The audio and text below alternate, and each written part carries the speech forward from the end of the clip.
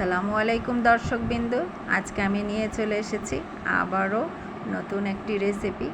আমি খুব অল্প সময় যখন থাকে সে সময় কিভাবে মাংস রান্না করি সে প্রসেসগুলোই আজকে আপনাদেরকে দেখাবো। তো এখানে কিন্তু আমি 600 গ্রামের মতো পেঁয়াজকে বেরেস্তা করে নিয়েছি, 4-5 সাইড করে রেখে দিলাম এবং সে গরম তেলে কিন্তু মাংসগুলোকে দিয়ে দিলাম। গরুর মাংস আমি এখানে ব্যবহার করেছি 1.5 কেজি মতো। মাংসগুলোকে ওয়াশ করে আগেই ধুয়ে রেখেছিলাম। দিয়ে দিচ্ছি কালারের জন্য হলুদ পাউডার 1 চা চামচ, লবণ দিয়েছি স্বাদের উপর ডিপেন্ড করে, এবং দিয়ে দিচ্ছি মরিচ পাউডার।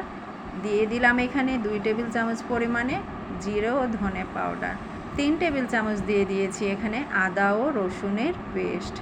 দেখে বুঝতেই পারছেন যে ঘরোয়া মশলা দিয়ে কিভাবে আমরা সুন্দরভাবে কিন্তু একটি ভুনা মাংস রান্না করে ফেলতে পারি।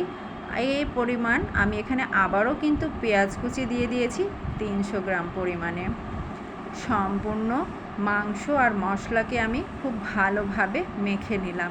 এখানে কিন্তু খুব ভালোভাবে মেখে নিতে হবে। মাখানোটা যত বেশি ভালো হবে ততই সুন্দর হবে আমাদের মাংস রান্না। ঢাকা দিয়ে রেখে দিলাম, কোনো প্রকার পানি ব্যবহার করিনি। প্রায় 30 মিনিট পরে আমাদের মাংস থেকে যে পানিটা বেরিয়ে এসেছে সেই মাংসর পানিটা দিয়েই কিন্তু আমাদের মাংসগুলো খুব ভালোভাবে সেদ্ধ হয়ে যাবে এবং খুব সুন্দর একটা স্বাদ আসবে।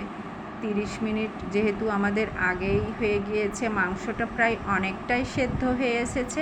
তারপরেও আরও কিছুটা সেদ্ধ হতে হবে এবং আরেকটু পানি শুকিয়ে নিতে হবে। তার জন্য আমি আবারও ঢাকা দিয়ে রেখে দিলাম।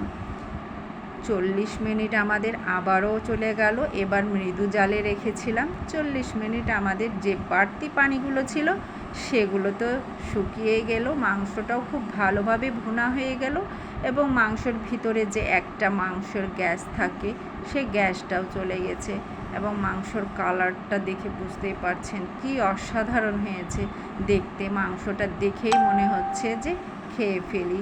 মাংস খুব সুন্দর একটা কালার চলে এসেছে এবং আমাদের ভুনা মাংস এবার কিন্তু গরম গরম রুটি, গরম ভাত, পোলাও, পরোটা যে কোনো কিছুর সাথে খাওয়ার জন্য প্রস্তুত।